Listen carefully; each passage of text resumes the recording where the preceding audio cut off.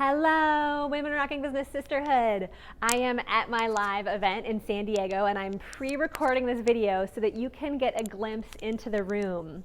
There's a few things I'm going to invite you to ask yourself for those of you that are going to do 1 day, 2 day, 3 day live events. There's a few things I want to invite you to ask yourself to get you totally prepared and totally ready to go so that when event day comes and your participants show up, you've got your A game completely on. So I just got off the stage. It's about 24 hours before my participants are going to be here, and I just got to practice my offer and my story from stage in front of some of my team members. This is really critical. This is something that you're probably going to resist, right? And by the way, those two things are the things that you want to practice before your event, ideally on the stage that you're going to be doing them on, right? Always get to your venue early. If you're speaking on somebody else's stage, always ask if you can come the day before. Always, always, always. Because standing on that stage and commanding the space and, watching and practicing with your slideshow, if you have slides, right? Practicing with your clicker and really getting that embodiment of what it feels to be like on that stage. Every stage feels different, is going to be key to you being able to relax and show up on game day with your excellence, right? So I got on stage, I practiced my offer, I practiced my story, and I always ask a couple team members to sit around the room and listen to me, right? Practice with my microphone on, listen from a couple of different spots in the room. And I'm always asking myself, especially for the opening story, right? I'm always asking myself, what is the big intention of this event? How do I want women to feel when they're moving into the event? What do I know they're most afraid of? And what story do I tell that's going to elicit the kinds of feelings of hope or inspiration? And ideally, it's a story that you've faced some of the fears that they have of creating the transformation that you provide, right? Like, so for me, I'm about to tell a story. I'm going to patch you in so that you'll get to hear me tell my opening story on stage.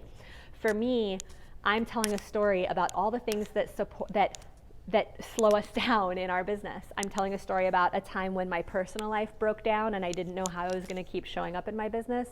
I'm telling a story of when I had to face my gremlins of not wanting to be bigger, better, faster, stronger, not wanting to push too hard, not wanting to be so in my masculine all the time. I'm telling a story of all those things because I know those are the things, right, my women struggle with when they're thinking about building their business. So as you hear me tell my opening story on stage, and as you hear me tie back my opening story on stage, pay attention to how I'm laying the framework for the entire event with my story. And pay attention to how I tie it back so that the women in the room get a chance to take my story, embody that story as their own possibility, and then use the story to get excited for what's happening on day 1, day 2, and day 3, right? Because everything that you're offering at your event, or if you're making an offer for people to continue on with you, it actually starts, your offer starts the minute people walk in the room. So those are the two things you're most nervous for as well, right? The opening and the offer. So those are the two things I'm going to invite you to make sure you practice. So we're going to patch in my opening story here so that you get to hear me do it. And then I'll be back with you saying goodbye so that we can debrief just a little bit. So here we go. My heart is bursting. I'm curious how many of you are here. You cleared out a random Sunday, Monday, and Tuesday in September. I had like 3 people be like, why are you doing an event on a Sunday, Monday, and Tuesday? I'm like, because I'm Sage. That's what I'm doing. How many of you are here? You cleared this time to be here rather than anywhere else because you're being called. Like, you're being called to do something bigger, to grow, to reach more people. You're being called, and that calling is not getting quieter. Raise your hands. Are you picking up what I'm laying down? You want to know the truth? It's never gonna get quieter. We're all fucked. And how many of you know that it's time to not just bring the gift, but get paid what you're worth for the gift? Because if we don't get you the tools to really get to the front side of your business, your planning, your money, your schedule, so that you create yourself a business rather than a job, right? You didn't get in this to create yourself another job. Right? If we don't get you to the front side of that, we risk you, hi Wendy, we risk you running out of the time and the energy and the money to really make a go of this thing called your purposeful business, right? So, my life is pretty amazing right now. If you had told me 7 years ago that I was going to have this opportunity to support women who I care about so much, I would have thought you were crazy. If you had told me, there's my clicker, if you had told me that I was going to get a chance to go all over the world with my clients. In the past year, I've gotten a chance to speak at Microsoft headquarters in Seattle to 1,200 women in tech. Did you know out of all the women's businesses in the world, only 5% are tech? Out of all the tech businesses, only 5% are women? Did you know? We have to reverse these odds, right? Over the last year, I've gotten to speak for amazing events at Google and Microsoft and TEDx, and I've gotten a chance to spend a couple weeks in Costa Rica with my dear client, Sophia Tom, who's got an amazing wellness center down there. I've gotten to travel to amazing places with my new sweetheart, and my dream was to have 100 of my top clients on the big island of Hawaii, which is my medicine place, in our first Hawaii beach circle, and so that's happened. And again, 7 years ago, I was so lost. I was $35,000 in debt. I just moved to Santa Cruz with my husband at the time. My marriage was completely falling apart. My husband's an addict, and I knew that I couldn't go out there and tell women that they can live their dreams and go home to a marriage that was falling apart. But he was my best friend of 10 years. He was my greatest advocate and ally. And when I stepped away, things got really hard. I had actually never lived alone before in my adult life. So I used to work really hard all day and go home to an empty house and cry my eyes out. But there was this thing that happened as the marriage got worse and worse and worse and worse. It was like a rubber band pulling me back. And when I left the marriage, it was like I sprung into this new opportunity to throw my whole self into creating a business of my dreams. Raise your hand if you can relate to the rubber band, right? So 2 or 3 years go by, and my company becomes $1 million company. I'm a school teacher from Iowa. I used to make $28,000 a year. I don't even know how to manage $1 million. What's a P&L? Is it a new flavor of ice cream, right? So now I'm burned out, and I'm asking myself, what's it all for? To what end? Is bigger, better, faster, stronger really the way? Raise your hand if you've ever asked yourself that. So I'm burned out now. My dear friend Lynn Twist invites me to go to Ecuador to spend a couple of weeks in the jungle with the indigenous people and be away from cell phones and be away from computers. And while I was there, I learned 3 things that would change the course of my life and my business forever. One of them was a story, and one of them was a prophecy. When I first got there, I learned that in the indigenous cultures, there's no words in the language that mean I or me.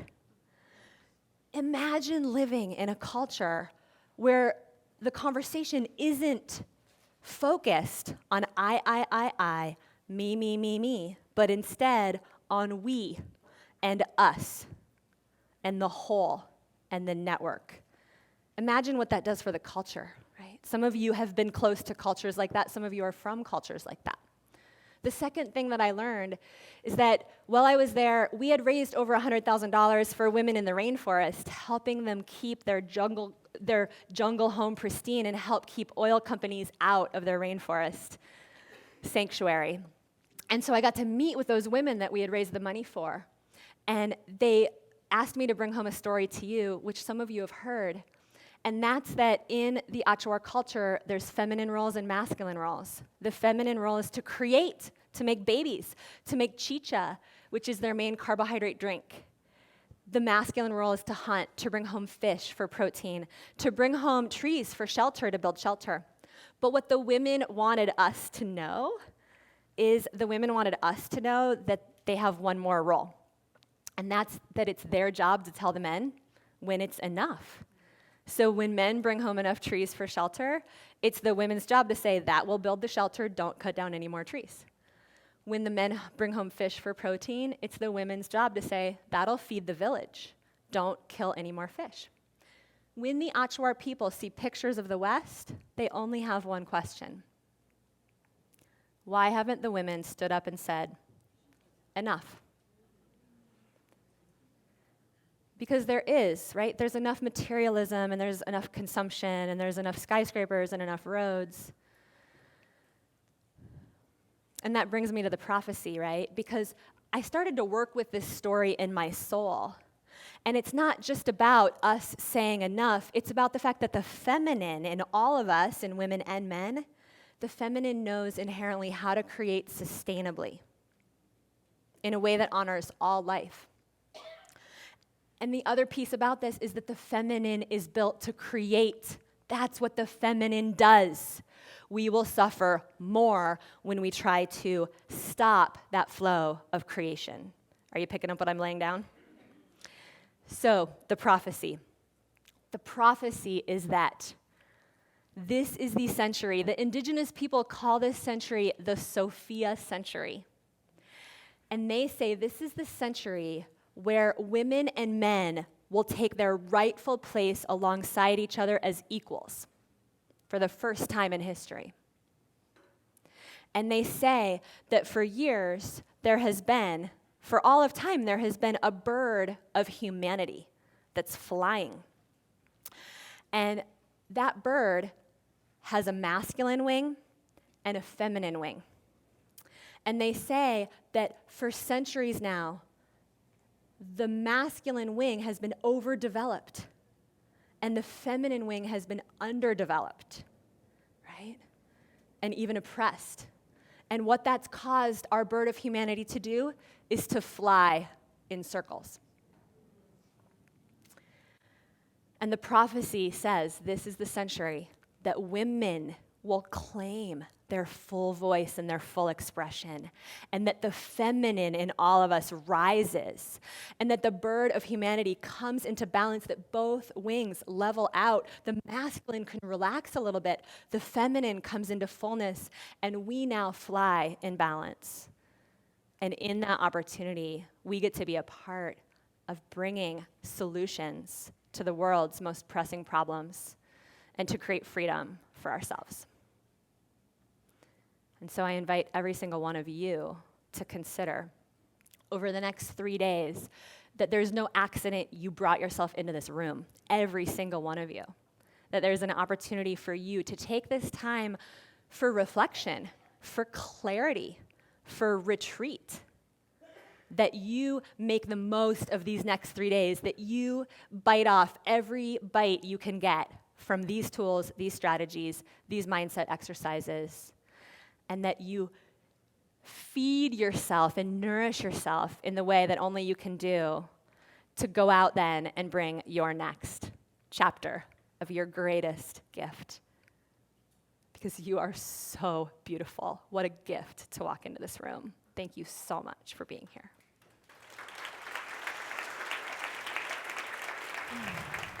All right, beauties, how was that for you? How was it to see me do my opening story? I hope it went well. Here's what I want to know. I want to know what you got out of listening to my opening story. It would mean a lot to me. I'll go back through the comments and I'll just really get to see what did my story ignite in you? What did it inspire in you? What's your opening story about? Any questions that you have about how to tell an opening story from stage, just let me know what you got out of that below on the comments thread. That would be amazing to get to hear that. And then next, I'm going to invite you to think about if you are considering or you already are doing 1 day, 2 day, 3 day live events. especially as a way to enroll your clients. This is something that we love teaching our clients to do. It's something that I really believe it's our expertise, right? We've built a multi-million-dollar company, and a lot of that income comes through events. Because here's the thing, live events are never gonna go away, right? With all of the different things that are happening with digital marketing, Facebook changes its algorithms like every other day, right? Like we never know what's gonna happen on Instagram, like everything's always changing on the internet, but something that's never gonna go away are live events. So, my invitation to you, if you're thinking about using events and speaking as a way to grow your business, I mean, the cool thing is that you can take your events and you can always multi-purpose your events. So anytime you do live events, you can video that footage on social media, right? And people get to see you doing your live event on social media. That's like, in some ways, a lot more credibility than you just doing selfie videos all the time. Live events are the most important way for you to really get to know your audience. For instance, when you're live and in a room, you get that real, in the moment, three-dimensional feedback from your audience. So you're getting to really let your body of knowledge solidify and unfold. You're getting in real-time feedback about what people want more of, and you learn to really hone your teaching skills, and anything that then you do on camera translates. Like what you learn in a live setting translates to on video, and your videos are gonna be so much stronger, right? Because you'll just be that much more authentic. Until then, keep shining your light. Your clients are waiting for you. They're not just waiting for someone like you, they're actually waiting for you. Mwah.